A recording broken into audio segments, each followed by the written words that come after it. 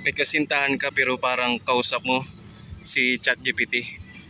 Ang haba-haba ng chat o text mo sa kanya pero ang reply niya sa'yo ay sin. Sin lang at thumbs up. Yun lang po ate. Baka iba na yan. Parang AI na. Kung ganun kayo ngayon ay pag-usapan natin yan. Number one na sign ay baka AI na siya. Para siyang AI. Scripted na. Ikaw na lang lagi ang nag-iintindi.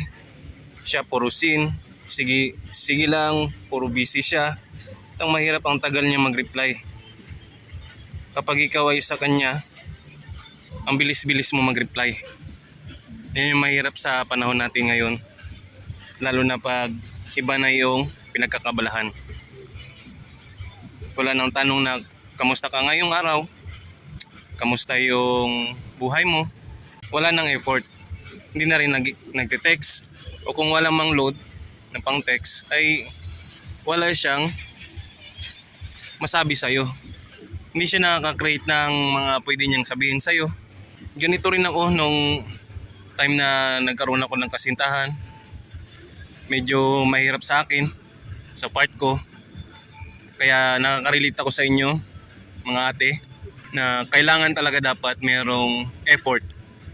Kailangan merong pag-adjust. Hindi lang isa talaga ang dapat nag-work, kundi dalawa kayo.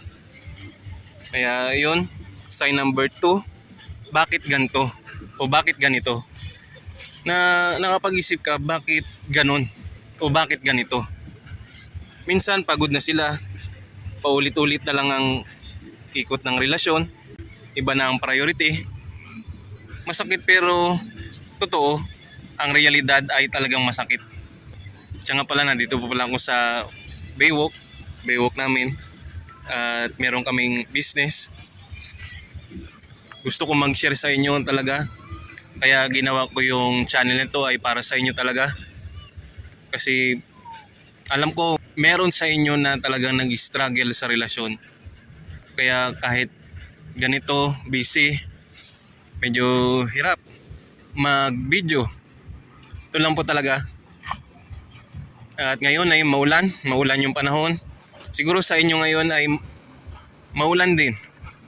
Dahil balita ko ay may bagyong parating. So ang natutunan ko po sa relasyon ko dati ay kailangan mo lang talagang tanggapin kung ano yung kalagayan mo ngayon. Kung siya ay medyo late o always late na mag-reply ay nakakabanas. At mahirap to sabihin talaga o aminin sa atin na tayo nag-i-effort. Pero yung ating karelasyon o ating mga jowa, walang pag-effort, hindi nagbibigay ng time. Kaya yun po yung mahirap. Sign number 3, kung ano ba talaga yung dapat nating gawin mga ate. Hindi mo siya pwedeng i-reboot o hindi mo siya pwedeng i-update. Ang hinahanap mong warm dati, yung kilig factor, di mo mahanap sa taong naka-airplane mode. Pag naka-airplane mode, di ba? Wala talaga, as in walang signal. Walang magagawa yung relasyon na ganun. Hindi nag-work. So ano po dapat ang gagawin? Masakit man to sabihin. Siguro ito na yung panahon talaga mga ate. Ito na yung sign. O pwede mong pag-isipan na panahon na para tuldukan yung relasyon. Ito lang po talaga. Masakit lang sabihin. Pero yun yung kasagutan. Dahil may mga ganyan talaga ang case na kung hindi na nag-work, bakit tayo mag-aaksaya? Sayang yung mga panahon. Diba? Sayang yung mga panahon na lalabas kayo, ang dami yung mga date. Pero dumadating sa point na nanlalamig ng relasyon nyo. At bakit wala ng kilig factor? Dahil nasasanay na yung tao na baka hindi na siya makapagsabi sa'yo na ayaw ko na, give up na ako. Hindi niya nasasabi yun pero nararamdaman mo. Kaya ate, deserve mo ng tao na hindi mo kailangang hintayin mag-reply. Deserve mo ng tao na piliin ka araw-araw. Hindi lang pag wala siyang ginagawa. Diba? Kahit may ginagawa, pag ikaw talaga ay espesyal na totoong mahal na mahal ka niya, ay paglalaanan ka niya ng oras. tatype talaga yan siya.